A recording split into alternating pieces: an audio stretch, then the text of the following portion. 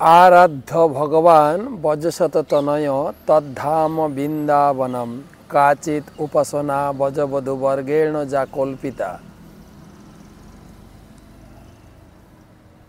श्रीमद् भागवतम अमल पुराणम प्रेम पुमार्थ महान श्री चैतन्य महाप्रभु मतभेदम तत्र आदर न पर। आमादेर आराध्य भगवान हच्छेन बजेंद्र नंदन कृष्ण, ठीक सेई रकम तार धाम बृंदावन आमादेर आराध्य। आमादेर पूजा उपासना पद्धति हच्छे गोपीरा जेभावे भगवान के भालोबेसेछेन सेई पंथा। और आमादेर मार्ग प्रदर्शित पंथा हच्छे चैतन्य महाप्रभु जे मत पथ दिए गेछेन सेई बृंदावन धाम महाप्रभु आविष्कार करेছেন ষড় গোস্বামীদের দ্বারা। ষড় গোস্বামীদের आदेश छिल लुप्त तीर्थ बृंदावनेर उद्धार, सदाचार प्रवर्तन एवं भक्ति शास्त्र लिखन। भक्ति शास्त्र लिखन तो सेई बृंदावन धामेर परिपाटी आपनारा दर्शन करछेन। एई हच्छे से कदम्ब वृक्ष। कदम्ब बृंदावने दुटो वृक्ष खूब प्रसिद्ध, केली कदम्ब एवं तमाल। এই কেলি কদম্ব भगवान कृष्णेर खूब प्रिय। যখন भगवान कृष्ण राधा বিরহে राधा रानीर संगे मिलित होते चाইতেন তখন এই কদম্ব বৃক্ষকে জড়িয়ে ধরতেন। কদম্ব বৃক্ষ ধপধপে সাদা এবং সেই গাছে এখন তো ফল হয়েছে, যখন ফুল ফোটে না, যখন মায়েরা নাক চাবি পরেন, ঠিক রাধা রানীর নাকের এইখানে যে চাবি রয়েছে সোনার পুঁটলি, সেইটার মতো দেখতে লাগে। অবিকল রাধা আলিঙ্গন সুখ পেতেন এই কদম্ব বৃক্ষকে জড়িয়ে ধরে। আর রাধা রানী তিনি তমাল বৃক্ষকে জড়িয়ে ধরে। তমাল কালো, কৃষ্ণ কালো, তো সেই তমাল কি বলে কেলি কদম্ব বৃক্ষের তলায় বসেছি।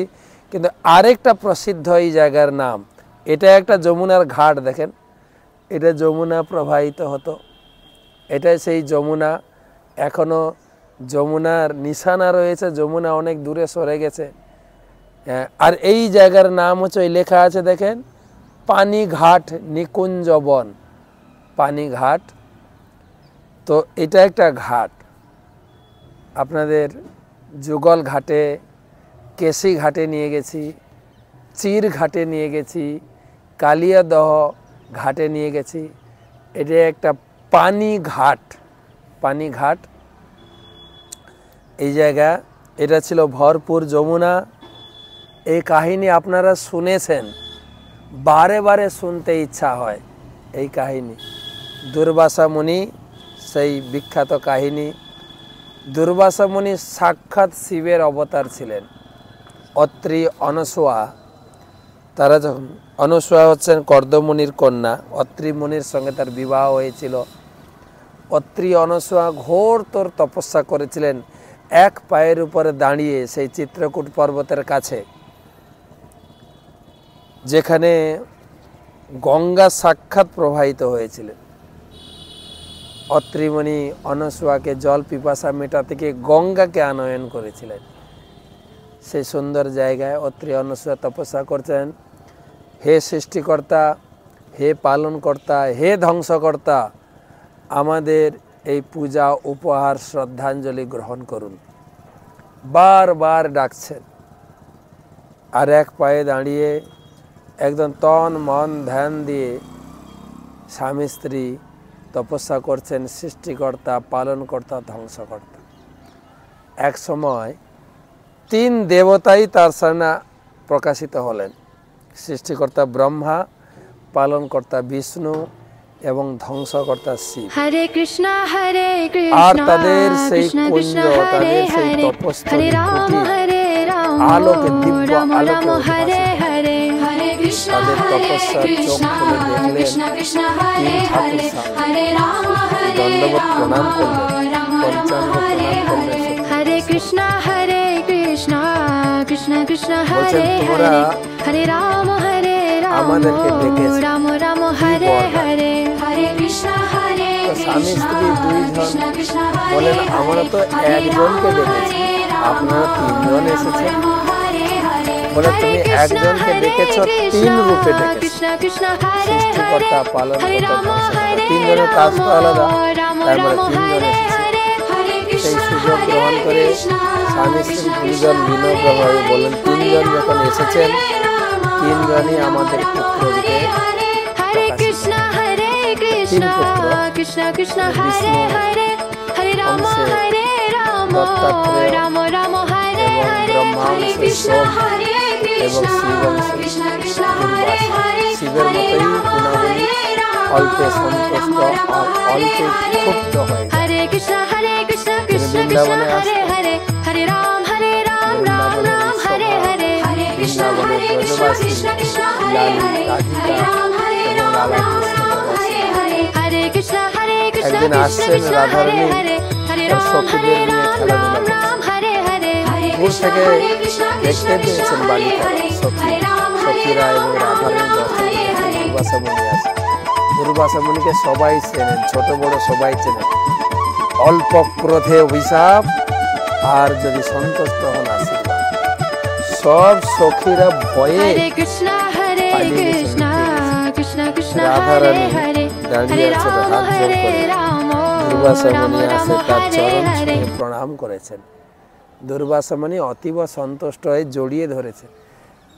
কে তুই লালি রে, তোকে আমি আশীর্বাদ করি, আমার বরে তোমার হাতের রান্না অমৃতের মতো স্বাদ হবে।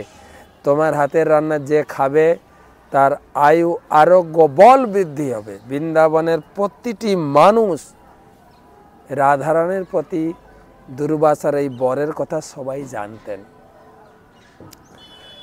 আর মা যশোদা সেই সুযোগটা নিয়েছিলেন, রাধারানীকে ডেকে গোপালের জন্য রান্না করাতেন, গোপালের জন্য। আর সেই দুর্বাসা মুনি একবার এসছেন, এটা হচ্ছে পানিঘাট, এখান থেকে কিছুটা দূরে তিনি এসেছেন। তিনি এক কুঞ্জে বসে ভজন করছেন। গোপীদের ইচ্ছা হলো দুর্বাসা মুনিকে গিয়ে দর্শন করি আর তার আশীর্বাদ নিয়ে আসে। রাধারানী আশীর্বাদ পেয়েছেন, আমরাও কেউ আশীর্বাদ পেতে পারি। তো তারা বাড়িতে রান্না বান্না করেছেন, বলছেন আমরা যাব দুর্বাসা মুনিকে দর্শন করতে, রান্না বান্না করে নিয়ে যাব। তিনি তো কিছুই খান না, তো আমরা রাস্তায় পিকনিক করব। তব রান্না বান্না করে তাদের মাথায় ঝুড়ি ভর্তি করে, তাদের কি বলা যায় কুম্ভ ভর্তি করে নিয়ে যাচ্ছেন।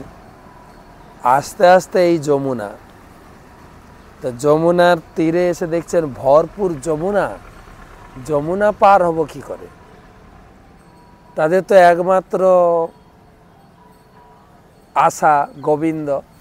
হে গোবিন্দ রাখো শরণ, গোবিন্দ গোবিন্দ, হে গোবিন্দ গোবিন্দ, গোবিন্দ জয় জয় গোপাল জয় জয়, গোবিন্দ জয় জয় গোপাল জয় জয়। গোবিন্দ এসে গেছেন।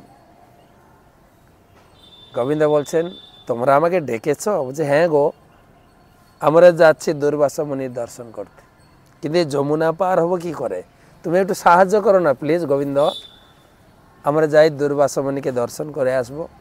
বলছে তাই, ঠিক আছে, আমি একটা মন্ত্র দিচ্ছি, এই মন্ত্রটা তোমরা উচ্চারণ করো, তাহলে যমুনা তোমাদের রাস্তা দিয়ে দেবে। তখন বলছেন ঠিক আছে, বলো হে যমুনা, কৃষ্ণ হচ্ছেন আকুমার ব্রহ্মচারী, নৈষ্ঠিক ব্রহ্মচারী, আর জীবনেও কোনো দিন কোনো স্ত্রী সঙ্গ তো দূরের কথা, স্ত্রীর মুখও দর্শন করেনি, স্ত্রী মুখও দর্শন করে। এই কথা যদি সত্যি হয়, যমুনা তুমি আমাদের রাস্তা দাও, আমরা যাব ওই পারে। আর বলতে বলতে যমুনা দুই ভাগ হয়ে গেল। তারা দেখছে আচ্ছা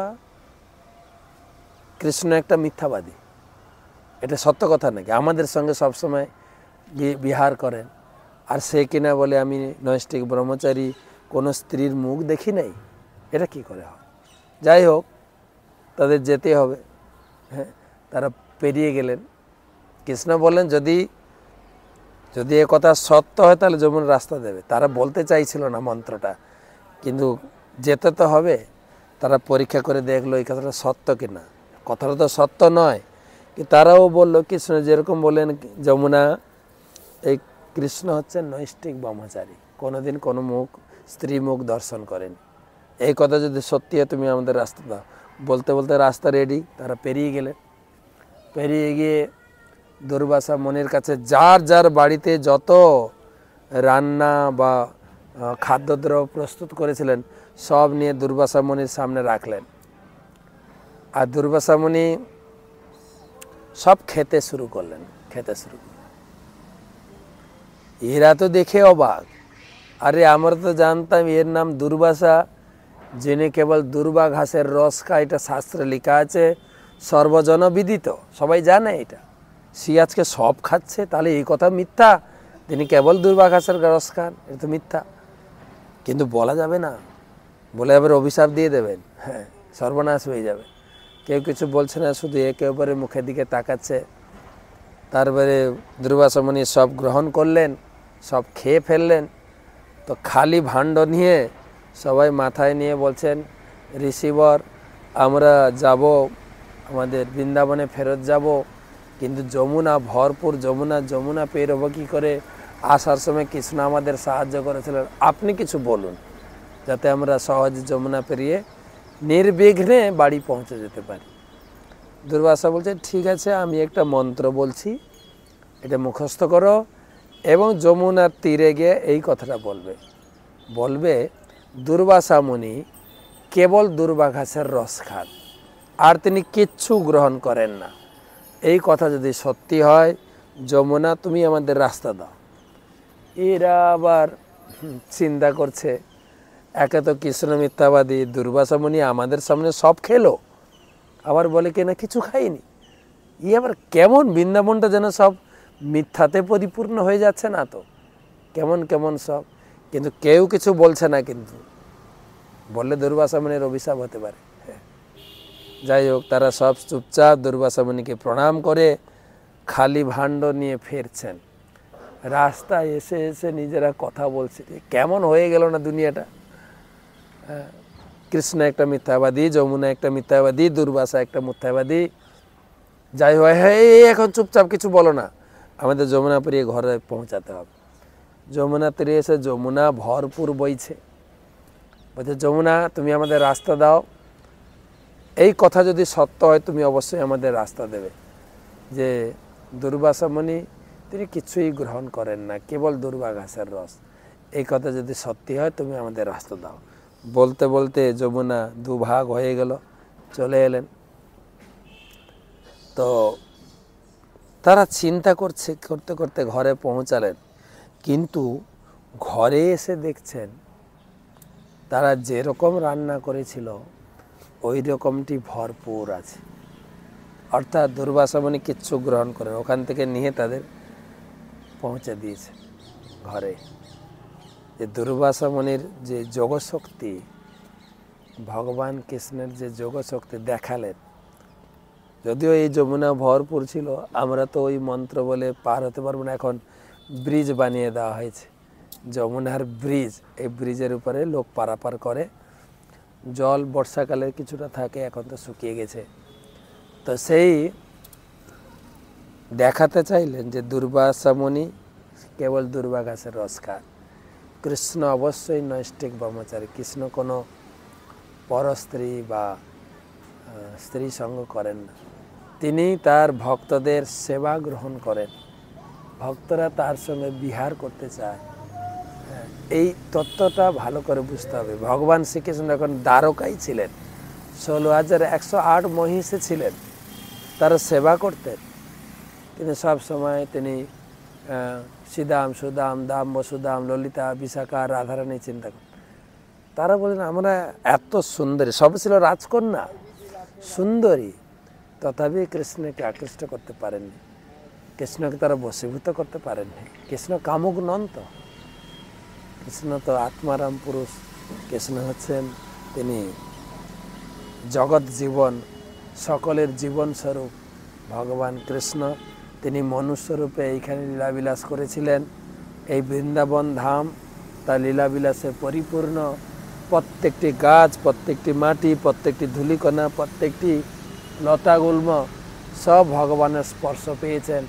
আমাদের শ্রীমৎ রাধারমণ স্বামী মহারাজ বলেন, বৃন্দাবনে এমন একটা গাছ নেই যেখানে ভগবান সেই গাছে চড়েননি। প্রত্যেকটি ধূলিকণা ভগবান কৃষ্ণের চরণ স্পর্শ করেছে। তো সেই পানিঘাটের কথা শোনালাম। বৃন্দাবনে ঘুরছি তো পঞ্চকোশী করতে করতে এখানে এসে গেলাম, বসে এখানে আগে আপনার কথা শুনিয়েছি। সেই ভগবানের কথা যত শুনি, যত বলি, ততই আনন্দ লাগে। রাধে রাধে, ভালো থাকেন। বৃন্দাবন ধামে আসুন, পানিঘাটে আসবেন, পানিঘাট দর্শন করবেন। সেই নিকুঞ্জ বন পানিঘাট সাজানো আছে, এখানে তীর্থযাত্রীদের বসার এবং ভগবানকে দর্শন করার সৌভাগ্য লাভ হয়। সেই কেলি কদম্ব বৃক্ষকে আলিঙ্গন করবেন, দর্শন করবেন, স্পর্শ করবেন, ভগবান কৃষ্ণের স্পর্শ অনুভূতি হবে। কেলি কদম্ব বৃক্ষ ভগবান কতবার আলিঙ্গন করেছেন এই সমস্ত বৃক্ষ, ধন্য। জানি না এই সমস্ত বৃক্ষ হয়তো মহাপুরুষ মুনি ঋষি রূপে এখানে তপস্যা করছেন, ভগবান কৃষ্ণের সেবা বিস্তার করছেন। এই হচ্ছে কদম্ব বৃক্ষ। হ্যাঁ, অপূর্ব। এই ছোট ছোট ফল ধরে, যখন ফুল ধরে না দেখতে আরও সুন্দর লাগে। এখানে সেই কেলি কদম্ব বৃক্ষ। হ্যাঁ, পরিক্রমা মার্গে পানিঘাট। রাধে রাধে।